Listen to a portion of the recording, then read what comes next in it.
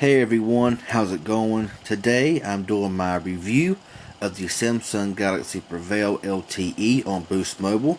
This will be the only review that I do on this phone. I may do a comparison or two. Right now I'm uncertain, but I'm going to give you the specs of the phone, take you around the phone, tell you what I think about it, dislike about it, and run some tests and all that good stuff. So let's go ahead and get started. This phone runs Android 4.4.4 KitKat. It is expected to get Lollipop, I'm just not sure when.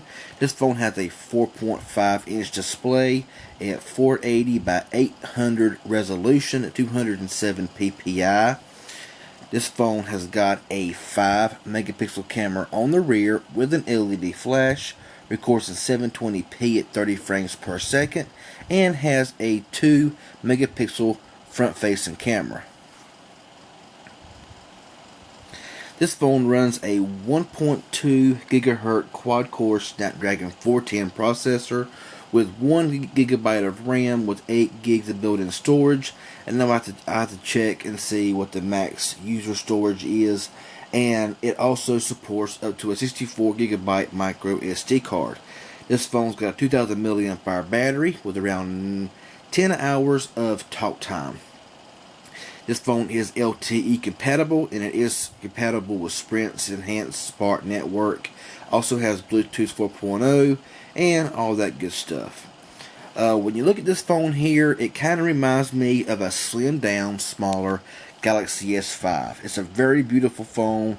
Samsung is really noted to have really nice phones. This phone is a lower end device. It feels very light. It does not feel very well made, but it does not feel extremely cheap neither. It's got a good look to it, and yeah, it's just a really nice phone. Up top here we have your speaker grill, your proximity sensors here, you have your front facing camera, your screen of course. I always like to see buttons that are not on screen. I like seeing these buttons down here on the body of the phone. This is your recents, your home button, and your back button. On the bottom is your microphone, micro USB charging port. On this side here is your power button.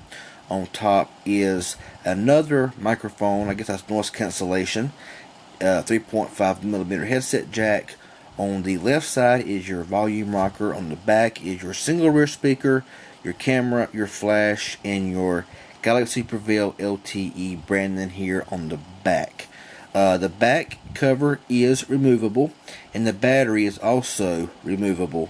And your micro SD card slot and micro SIM card is under here as well.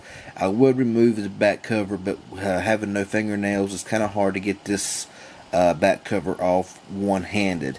Like I said, it looks kind of like a Samsung Galaxy S5, just a smaller size. I like the silver accents around the sides of the phone with the white in the back and the white in the front. I think it gives it a really nice look.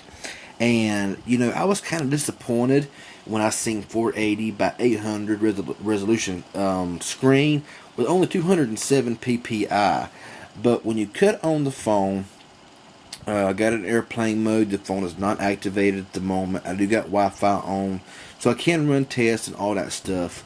The screen really looks good. I mean, if it does look pixelated once you get really close in, but I'm gonna tell you, for this phone's about $100, and I think it's pretty well worth it. It's got a lot of good qualities to it, and I'm gonna try to get into some more things with this phone here. Try to keep this review as short as possible, but this is a very smooth phone, and I really like this phone. I did buy the Moto E, and I also bought this phone right here. One's got to go back, one I can keep, because of course, you know, I don't got the kind of money to hang on to two phones when I really don't need, you know, two different phones right now. So one's going to go back, one's going to be kept. And it's kind of a hard decision between the Moto E and the Galaxy Prevail LTE. But right now, I'm going to show you a test that I did run from Antutu. And it came in at 21,759, which is a pretty respectable speed for what you're getting. It does run the 410 Snapdragon processor. It is quad core. And when you look here at the specs, it does look pretty decent. And I apologize, it's a fan. It's interfering, but it's really hot in this room, so I do apologize. But anyway, the RAM operation seems to be pretty good. 3D graphics could be better, but it is what it is. At the performance here, you'll see that the general performance is high performance. Game performance and battery performance was performed average 50%. And like I said, 21,759, very respectable speed for a lower end phone. We'll go ahead right now and run a Geekbench. It'll take a few minutes to run this, but we'll go ahead and run it. While I'm doing this here, I will comment on battery life. For 2,000 milliamp hour, it's not the greatest. The screen quality does help with battery life, and being able to get better battery life. I have been able to get a full day on the battery, which is nice. But I would like to see a better battery. I mean, 2,500 milliamp hour and above, I think is a good battery. But to keep the price down, I can understand them throwing a lower milliamp hour battery in there and stuff like that. So yeah, call quality, of course, is amazing, like most Samsung phones are. And I'll be the first one to tell you, I am not a Samsung fan. Never really have been a Samsung fan. I've had several Samsung phones that have really been, problematic. But this phone here seems to be pretty well made. And, I do like it. And for $100, you might can get it cheaper online somewhere. But Walmart, at my local Walmart, was $100 for this phone. And I still see $100 is well worth the price for this phone, because it really is nice. And it has that Galaxy S5 look to it with a smaller screen. The screen does look pretty wide, which a lot of Samsung phones do, which gives it that kind of a bigger sense. So here we are. Single core score is 472 with a multi-core score of 1436. As we do a little bit of comparing here on single core, we'll kind of compare it. 472. It does beat out the Galaxy S3, and it's just below the Sony Xperia Z. And multi-core at 1436. It does beat out the Sony Xperia Z and is close to the Samsung Nexus 10. So, it is what it is. Not bad scores, and, for what you're getting, that's pretty decent. We'll go in here now and run a Quadrant benchmark test. Like I say, I run these tests to give you just to kind of give you a brief idea of how the phone runs. Of course, you can run it one time, gets a fast speed, run it again, might get a faster speed, lower speed. I just run them to give you quite of an idea of how the phone does run, and all that good stuff. So that's why I run benchmark tests. I've not had really one issue, and I've not really had one issue with this phone. Now I have had issue with the coverage bar. For some reason, no other phone that I own from Boost Mobile does this. But this phone right here will go from 1 bar to full service, to 1 bar to full service. And it's so aggravating because it'll be full service and down to 1 bar. And I've noticed other Samsung phones do the same thing. So this phone right here came in at 12,024. Very respectable speed with a CPU of 45,309. So now that all that's out of the way, screen quality, like I said, is very good. Looking through this camera here, it is not the greatest, but when you look at it in real life, it does look sharp, it does look clear, and really no issues whatsoever. Your app drawer here, the phone is super smooth. I mean, it really is. Which I really kind of expected it to be smooth, and it really is. It does not disappoint whatsoever. Going to the settings here, You got your general stuff, Wi-Fi, Bluetooth, hotspot, airplane, data, I mean all that stuff, sound display, application manager. Let's go into storage here. It has 8 gigabytes of total storage, and I'm wanting to say it has 4 gigs available. The available space is around 4 gigs, so you get about half of what the full storage is, which is not bad. You can add an SD card slot, or an SD card, which is really nice. And I think you're able to, you're able to add apps to the SD card, whatever apps are available. So that really cuts down on being able to add more apps. So that's really nice as well. We're going to go in here and look at the messaging. I do not like Samsung stock messaging. I can't stand it. It's awful. No autocorrection. It's just really annoying.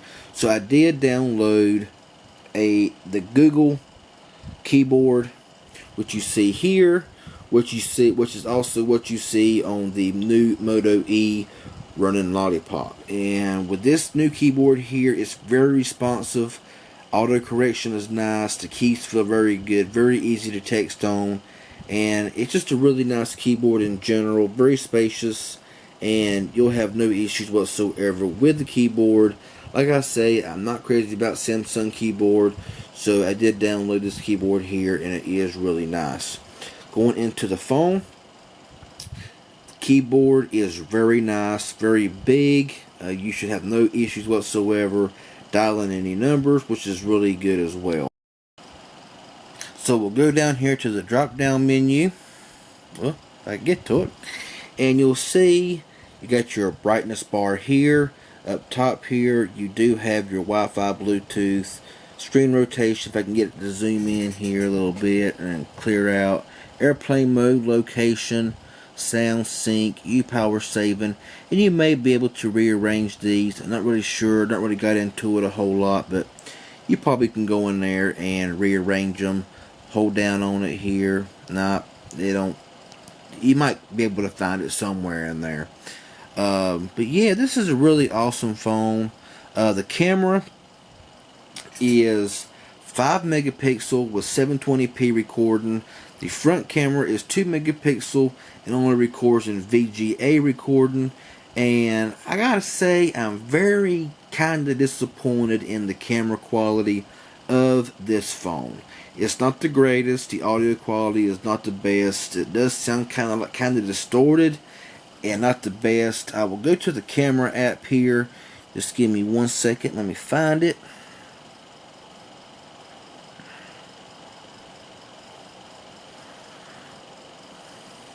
Oops. Hit the button there. Anyway, go into the escape here, and you got your mode, camera, camcorder, and here's your settings button here. You have your photo size, which you have 5 megapixel, 4.3, 3.9, 5x3, 3.7, 1x1, 3.1 megapixel, and all that stuff. So I don't really see any 16x9s here, but it is what it is. ISO, your metering modes, your tap to take pictures on and off. Video size is 720, 480, and 240. Recording mode is normal or limit for MMS. Your effects is no effect,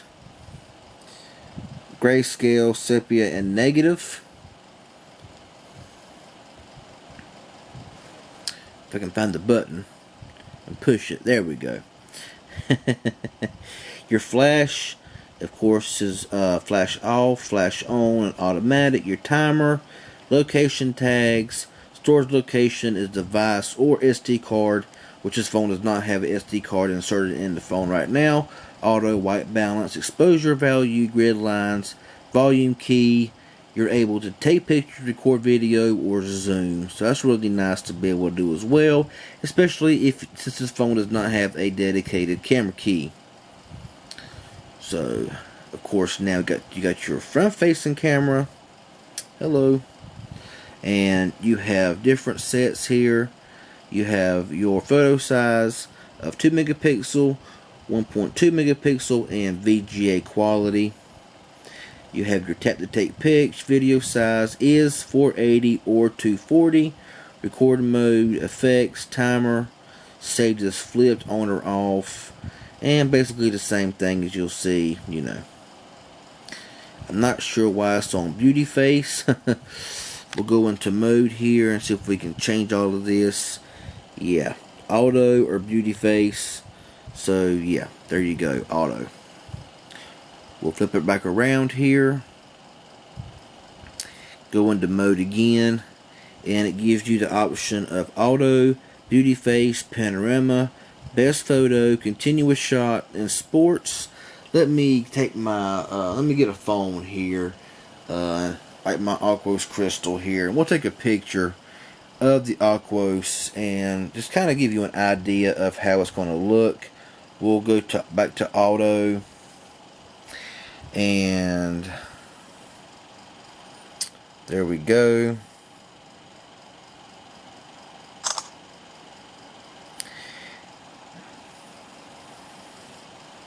Get the phone out of the way. And as you see here, you know, when you zoom in, you see it does look pretty clear and everything. But whenever I'm out and about, I just can't get the best results when it comes to pictures. Video does pretty good, Like I said, audio, I've not had the best, you know, with audio, but it is what it is, and I have rambled on long enough about this phone. So yeah, this is the Samsung Galaxy Prevail LTE. You know, if you got any questions or comments, here is your recents here. Of course, you can just push X to get rid of all of them and they're gone. Email, you know, it's just a really nice phone, really well built, awesome call quality. Reception is fair. Even in some of the best conditions, I can only get about 3 bars of service, maybe 4. I've never reached full service on this phone. And here at my house, I get 1 bar.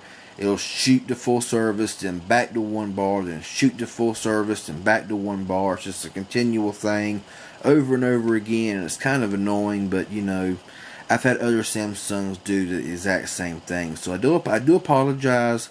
This has been such a long review, but this is a very beautiful phone. I love the way it looks. Unfortunately, I may not keep it, and I may stick with the Moto E 2nd generation, because there's a few features on it that I do like. But this phone right here is very solid, and I do recommend it to anybody.